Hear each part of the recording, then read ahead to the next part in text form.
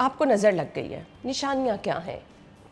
دیکھیں کیونکہ ہمیں تو ہر چیز نا ہم جادو سے ریلیٹ کر لیتے ہیں، لیکن آپ کو حسد اور نظر بری طرح سے لگ جائے نا، اکثر بچوں کو لگی ہوتی ہے، بچوں کے رونے سے یا بچوں کے بیمار رہنے سے سم ٹائم بڑے کہہ دیتے ہیں بھائی اس کو نظر ہوئی ہے، تو کچھ نشانیاں ایسی بتائیں گی کہ بچوں میں بڑوں میں اگر نظر لگی ہو تو کیا نشانی ہوتی ہے؟ اچھا، ایک تو یہ کہ جادو تو پتہ نہیں کوئی جادوگر اتنے اچھے اب رہ بھی گئے ہیں کہ نہیں، لیکن جادو اثر کرنے میں ٹائم لگتا ہے۔ نظر تو آپ کو ایسے دیکھے گا، آپ کو اسی وقت سر کا بھاری ہو جانا، آنکھوں کا بھاری ہونا، جسم میں آپ کے کپڑے کی تعریف ہوگی۔ یہ تو میرے ساتھ تو کوئی 1000 ٹائم ہوا ہے کہ جو کپڑا بہت شوق سے سلوایا، پڑھائی کو اچھا تھا، استری کرتے ہوئے ساتھ ہی تعریف ہوئی بہت اچھا لگ رہا ہے، کچھ گر گیا اس پہ اسی ٹائم آپ دیکھیں گے فوری طور پہ اس چیز کا نقصان، جو چیز پر نظر لگتی ہے نا وہ اسی وقت کسی نقصان کا شکار ہو جاتی ہے، گم جاتی ہے، خراب ہو جاتی ہے۔ اس سے بھی ایک تو بہت زیادہ ہوتا ہے، خواتین زیادہ تر جب پیاری لگے تیار کوئی ایسی نظر سے دیکھے تو مرد اور خواتین دونوں کے لیے آنکھوں پر بھاری پن، سر کا پکڑے جانا، گرفت میں ایک دم آپ کو لگ جائے گا جیسے آپ کی ساری انرجی ڈرینز ہو گئی ہیں، آپ کو کسی نے ایسے کھینچ کے جکڑا گیا جس سے انرجی نکال دی ہے۔ یا آپ اگر ہسبینڈ وائف کا ریلیشن بہت اچھا ہے، گھر کا سکون ہے، ماحول اچھا ہے، کوئی آئے گا یا دیکھ کر جائے گا، خام خواہ کی باتوں پہ آپ کے انبن شروع ہو جائے گی، ایک دم گھر کا ماحول ڈسٹرب ہو جائے گا۔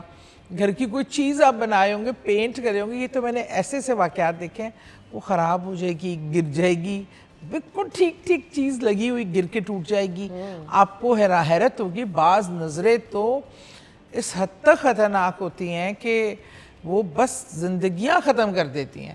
اس لیے میں سمجھتی ہوں سب سے پہلے ہمیں نظر سے بچاؤ کے لیے نا جو طریقہ کار ہے، جو اپنے آپ کا حصار کرنا چاہیے، بچانا چاہیے، اس کے لیے میں یہ کہنا چاہوں گی کہ آپ لوگ جب اپنے بستروں سے بھی اٹھنے سے پہلے آپ 3 بار آیت الکرسی پڑھ کر، 7 بار سورہ فلق، 7 بار سورہ ناس اور 3 بار سورہ کوثر پڑھ کر اپنے پر دم کر کے اٹھیں، اور جب بھی باہر نکلیں خود پر کل شریف سورہ اخلاص دائیں بائیں اوپر نیچے آگے پیچھے پڑھ کر اپنا حصار کریں۔ آیت الکرسی تو لازمی پڑھیں تاکہ آپ کو اللہ تعالیٰ محفوظ رکھے، لیکن نظر بد جیسی کوئی بری چیز، اپنا صدقہ بھی کریں لیکن خیرات بھی کیا کریں۔ بہترین صدقہ کیا ہے؟ بہترین صدقہ تو میں آپ کو بتاؤں وہ ایک مسکراہٹ بھی ہو سکتی ہے جو کسی دکھی دل کو سکون دے، کسی بیمار کی عیادت بھی ہو سکتی ہے۔ ہم اس کو صرف پیسوں اور گوشت کو سمجھتے ہیں صدقہ۔ صدقہ تو ایسی چیز ہے کہ کسی کی راہ سے پتھر ہٹا دینا، اس کی مشکل میں آسان کرنا۔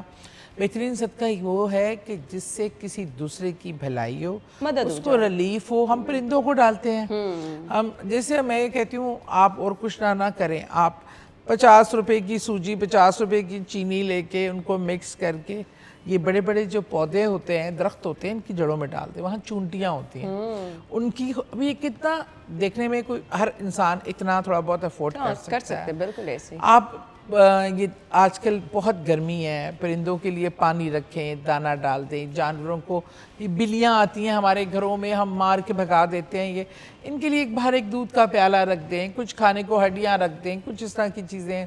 انسان کی سب سے بڑے کسی کو بھوکے کو کھانا کھلانا، آپ ایسے بھی کر سکتے ہیں۔ میں وہ چیزیں بتاتی ہوں جو بہت ایزیلی ڈویبل ہوں۔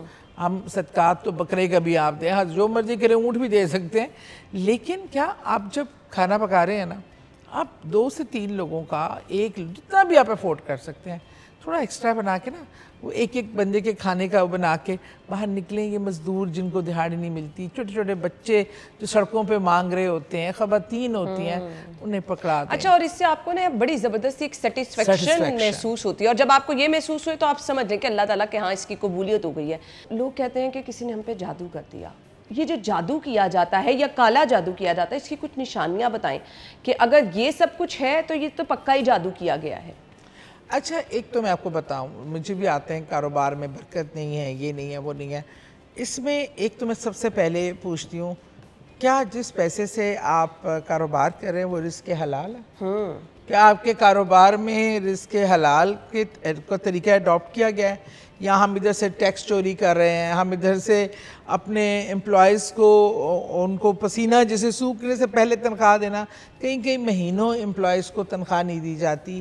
ہم کیا اپنے کام میں جو ہم برانڈ جو میں بتا رہی ہوں کہ جی اس مگ کی کیا یہ خصوصیات ہیں، اس کی یہ قیمت ہے، لیکن اس کے اندر جو خامیاں ہیں میں وہ ہائیڈ کر رہی ہوں. یہ سب چیزیں بھی حرام حلال کے زمرے میں آتی ہیں. ہم تو میرے خیال میں سب سے پہلا کویسچن ہوتا ہے، اگر ہمارا طریقہ حلال نہیں ہے، ہم کسی کی حق تلفی کر رہے ہیں، ہم جائز پیسے نہیں لگا رہے، ہم شارٹ کٹس ڈھونڈ رہے ہیں، تو اس میں برکت نہیں آئے گی. سوری، اس میں کچھ نہیں کر سکتی. آپ دھوکہ دے رہے ہیں، منافع خوری کر رہے ہیں، چوری کا سامان بیچ رہے ہیں، تو آپ کہیں کہ اس میں برکت آئے تو وہ کیسے پاسبل ہو سکتا ہے؟ اور اگر آپ پہلے چاہیے ہمیں اپنے کاروبار میں دیکھیں کہ آیا ہمارے اندر کوئی خامی کمی پیشی، اگر ایسا کچھ نہیں ہے اور پھر بھی آپ کو بندش لگتی ہے، یہ کرتی ہے، تو اس کے لیے میں کہتی ہوں سورہ اخلاص جادو ہے. جادو سورہ اخلاص کا گھر میں جو مرد ہے نا، جو کاروبار کر رہا ہے، وہ سورہ اخلاص کا ورد جو ہے نا، چلتے پھرتے کوئی ٹائم نہیں، کوئی تعداد نہیں، اٹھتے بیٹھتے کرے، اور جب گھر میں داخل ہو تو بھی انٹر ہوتے ہی السلام علیکم کہہ کے اور سورہ اخلاص 3 بار پڑھ لے. جب نکلے تب بھی پڑھ کر نکلے، اور بس اس کا ورد. پھر آپ دیکھیے گا جادو ٹونا سب چیزیں کیسے غائب ہوتی ہیں. اور جو آپ کی کاروبار کی جگہ ہے، کوشش کریں وہاں پہ صبح پہ بھی جب سٹارٹ کریں اللہ کے نام سے کریں، آغاز اس سے کریں. اور دوسرا اپنے کاروبار کا جو آپ ایک تو یہ تو میں نے موضوع دیکھا ہے نا، یہ تو میں بتاؤں، میں نے ایسے کئی برانڈز ہیں جو دنوں میں کی، اور جب مجھے کبھی ان کے مالکان سے ملنے کی ہوئی تو انہوں نے کہا جب ہم نے یہ دکان بھی بنائی تھی نا تو ہم نے اللہ سے وعدہ کر لیا تھا، اللہ میری کمائی کا اتنے % تیری راہ پہ خرچ کروں گا.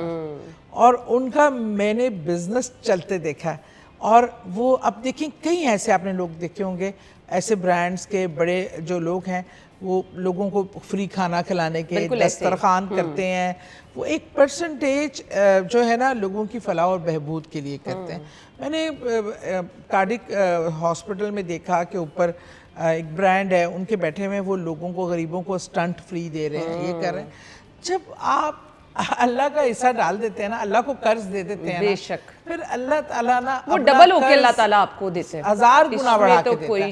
اس لیے ہم پیسے کی جو اتنی طمع ہے نا، اس میں ہم سب کے حصے ہوتے ہیں. دیکھیں اللہ کا حصہ ہو گیا، اس کے بعد آپ اپنے ارد گرد دیکھیں، آپ کے ایسے عزیز و اقارب ہیں، ایسے بہن بھائی ہیں.